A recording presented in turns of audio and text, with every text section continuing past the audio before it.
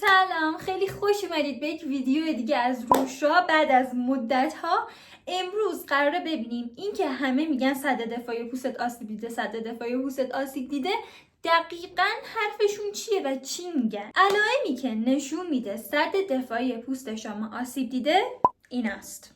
یعنی اگر پوستتون دچار خشکیه، دچار التهاب و قرمزی، پوسته میشه و خشک، جوش میزنین و یا زیرپوستی‌های خیلی زیادی دارید، باید شک کنید که سد دفاعی پوستتون آسیب دیده. زمانی که سد دفاعی پوست شما آسیب میبینه، عوامل آسیبزا خیلی راحت تر روی پوستتون اثر میذارن و مشکلات پوستی خیلی زیادی میتونه براتون ایجاد بشه و اولین راهکاری که بهتون همه پیشنهاد میدن استفاده از ترمیم کننده ها توی روتینه.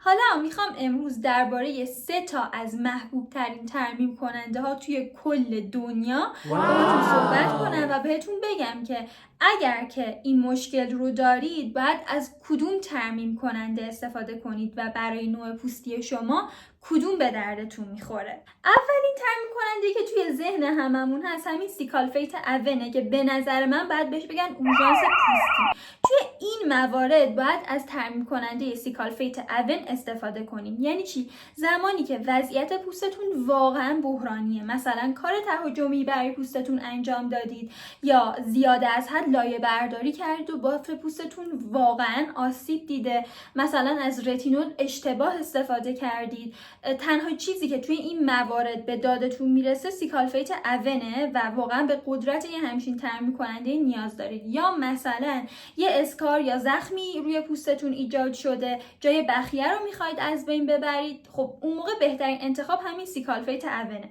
و کلا اگر تایپ پوستی خشک یا خیلی خشکی دارید و دنبال ترمیم کننده هستید و مستعد جوشم نیستید، خوبه که از سیکالفیت استفاده کنید. مورد بعدی که این روزا دست خیلی از آدما میبینم همین ترمیم کننده سیکاپلاست لاروش پوزایه که توی شرایطی که یه ذره اوضاع بهتره سد دفاعی آسیب دیده ها اما دیگه تو وضعیت بحرانی و وخیم نیست، شما میتونید از این ترمیم کننده استفاده کنین و خیلی هم خوب روی سد دفاعی پوستتون جواب میده، به خاطر اینکه هم پنتنول داره یا همون ویتامین B5، علاوه بر این شیباتر داره و گلیسرین که تمام این 3 تا با هم دیگه باعث میشن که سد دفاعی شما ترمیم بشه. اما این هم مثل سیکالفیت اون بافت غلیظ و کرمی داره، ولی خوبیش اینه که خب برای کسایی که مستعد جوش هستن هم قابل استفاده است، اما یه سری نحوه استفاده خاص خودشو داره.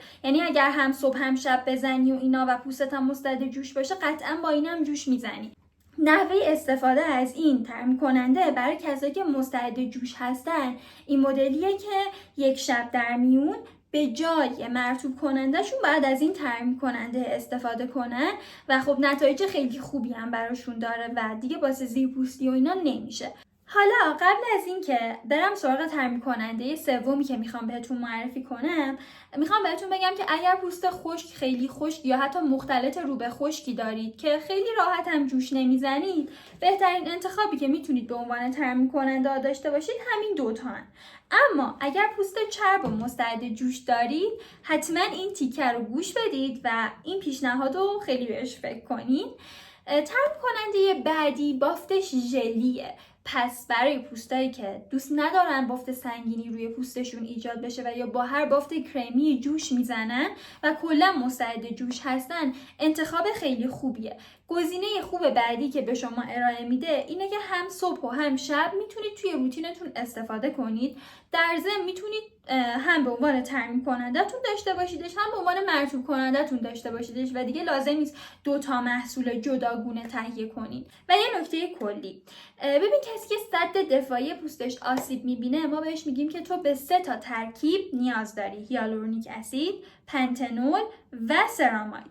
توی مثلا ترمیم کننده مثل سیکاپلاست لاروش پوزای ما میتونیم پنتنول و هیالورونیک اسید رو پیدا کنیم، اما نمیتونیم سراماید رو پیدا کنیم. حالا این ترمیم کننده کره‌ای هم این 3 تا ترکیب رو با هم داره، علاوه بر این خودش ترکیبات ضد جوش مثل نیاسینامید داره یا ترکیبات تسکین دهنده و ضد التهاب مثل سنتلا آسیاتیکا داره.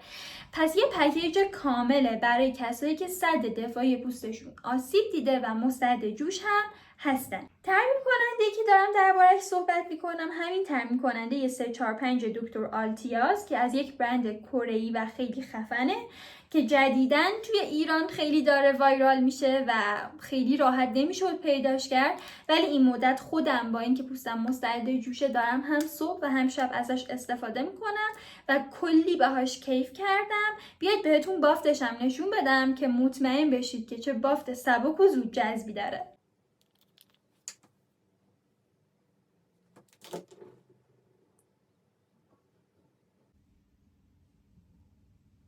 حالا با وجود همه این توضیحات اگر شما باشید کدوم یکی رو برای پوستتون انتخاب میکنید؟